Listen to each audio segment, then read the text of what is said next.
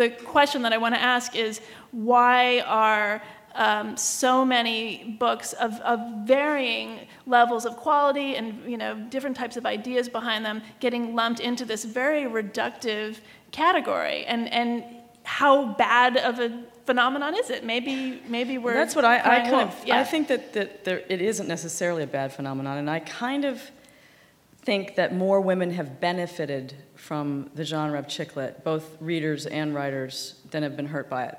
And by that I mean, I don't think it replaced genre. I think it is a new genre that has responded to a new interest, a new marketing, a new demand. And so I think there's a lot of women writers who wouldn't have been published if there wasn't chick lit.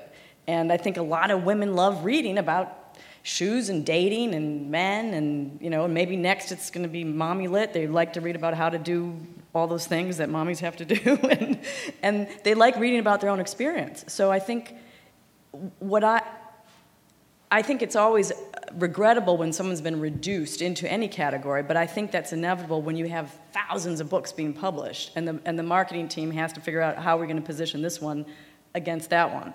And that's inevitable in a business. And I guess if you follow the trend back to the beginning, the biggest one, of course, was Bridget Jones' Diary, and that was published. I remember when, I don't mean to keep referencing Animal Husbandry, but when it was published in 1998, I remember going to bookstores, and a friend of mine worked for Penguin, the U.S. division of Penguin, and they were going to be publishing Bridget Jones' Diary in the spring.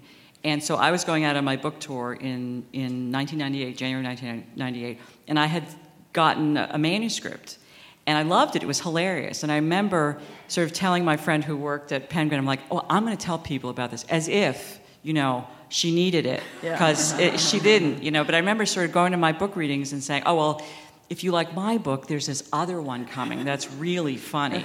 I'm sure she wasn't doing the same for me. But it turned out that there's always this collective consciousness. And, I've been accused of copying Bridget Jones, even though our books came out basically at the same time. There's no way either of us copied either of us. And there were several others that came out sort of within that initial time frame. And there is always this collective consciousness. When I worked at Random House, there would be like seasons where there'd be 4 biographies of Ben Franklin. Why now? But so things happen, and I think at the time for chick lit, for Animal Husbandry and stuff, it was sort of answering this need for women there was a greater population of urban single women. Women were waiting to get married or not getting married at all, and so they were working and waiting and living and having these relationships. And What's interesting to me, though, is in contrast to the film business, is my experience in the film business might be outdated now, but if you were making movies that appealed to teenagers, and particularly teenage boys, you were really successful. If you were making the most reliably successful movies, and there was no shame associated with it. Whereas it seems like there's some shame associated with chick lit. And I feel like, who's generating this shame? It's not men, because they're not reading chick lit. They're not even thinking about chick lit. But I think women feel like, this is a lesser genre because it's about shoes. Well, I don't read about shoes, but if you enjoy reading about shoes, and millions of women do, what makes it a lesser genre? But do you embrace the label chick lit yourself?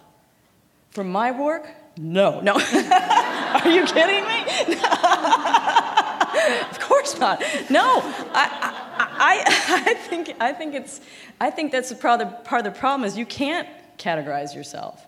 You can't even choose what you write. Really, I think that when we were talking about this before, I think that when you set out to I'm not going to write chick lit. I'm going to write a book. The book I'm almost done with involves a murder, and some people read it and said, well, they sure can't package this as chick lit, and I didn't. They will. Well, they might have to if they want to sell it. It's not my concern. I don't like it, but I feel like, well, that's their job, and my job is to write what I think I can write best.